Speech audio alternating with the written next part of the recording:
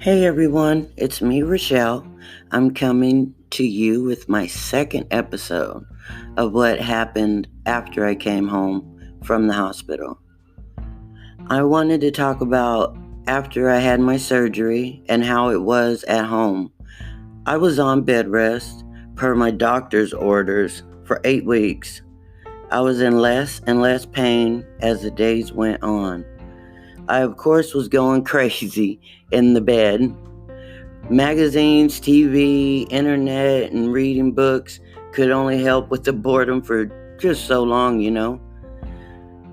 So I was about 4 weeks into my recovery, and my mom had to leave because she got a call from California saying my sister was acting up. Mind you, my sister's a grown woman. So I had to get up and tend to the kids, the house, and the hubby.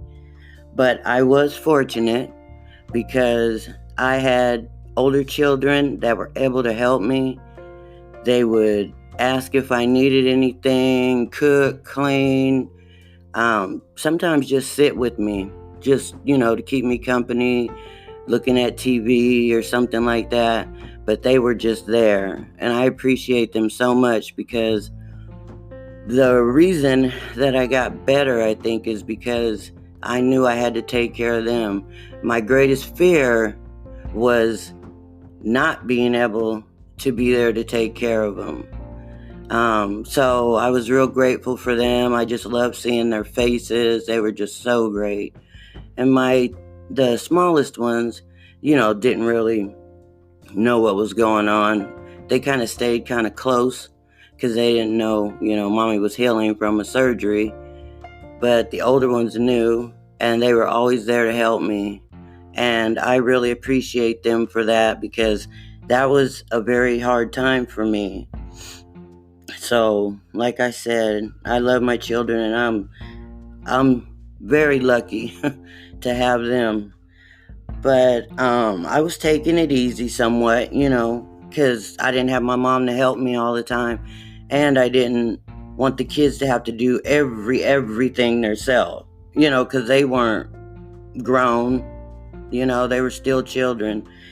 And so I eventually had to go back to the oncologist to go over the pathology report, and he told me that they had gotten the whole tumor. And I started crying. I was so happy. But then he told me that I still needed a little bit of chemo to make sure it was all gone. And so I went through a few weeks of chemo. Then I received a clean bill of health. I was getting used to saying I was cancer free, and then the cancer came back twice, 2 more times after the first time. But now I am cancer free. I can actually say that. And I'm very grateful to be able to say that. It's weird because in the back of my mind, I fear that it's going to come back. And I'm still fighting depression. I have anxiety, can't sleep at night, insomnia. But I'm on meds for that. But we don't seem to be able to get the right meds going, and it's just hard, it's like, here, try this, see you in 30 days. Oh, that didn't work, let's try this. And it's like every month there's a new pill regimen. So some days it's okay, and other days I'm so down that I just can't leave my room, don't want to deal with anybody, just kind of want to hide out because I'm so depressed, having crying spells, stuff like that. And then I kind of keep some of my stuff to myself because, you know, everybody has problems, everybody's dealing with something, and they don't need, me always, coming to them with my problems. But so it was horrible.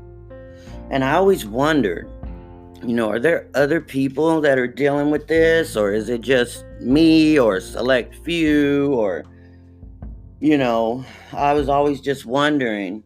And I found out there are a lot of struggling people out there with, mental health issues, depression and so forth, anxiety. And, I hope everybody that's out there knows that they're not alone, that there are a lot of people out there that you could talk to, groups you can go to where everybody is going through something. And you could talk it out, then you'll feel better. And it's just nice to have somebody that you can go to that actually understands, what you're going through. And so I would suggest just looking them up, going in. Facebook has a lot of those groups that you can look for in your area. And that way you know where it is. Maybe you can meet up with people. Just search. Type in mental health groups, local groups, whatever.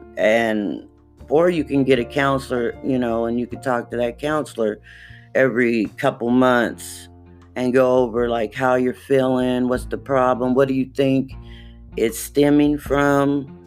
Because, a lot of times they're underlying issues. So, there may be a reason why you're so depressed and you're so anxious and, all that horrible stuff. But I'm always willing to listen to anybody because I've been there, done that one, and still been there doing it. So I totally understand. I just want to hope that this podcast actually can help somebody. I wish that I had knowledge about podcasts and people, talking about mental health, so I would have known that I wasn't alone. And so I just wanted to share this with you guys. And as of right now, I'm still cancer-free. I can say that and not, think in the back of my mind like, well, you're not really cancer-free. But I am cancer-free at this point in time. So just live your life the best you can. Don't take things for granted. And just be there for your family. Be with your family. Love them. And take care of them. So I just wanted to let you guys know to have a great day. And make sure you give someone a hug. They might need it more than you do. Thank you guys so much for listening. Bye-bye.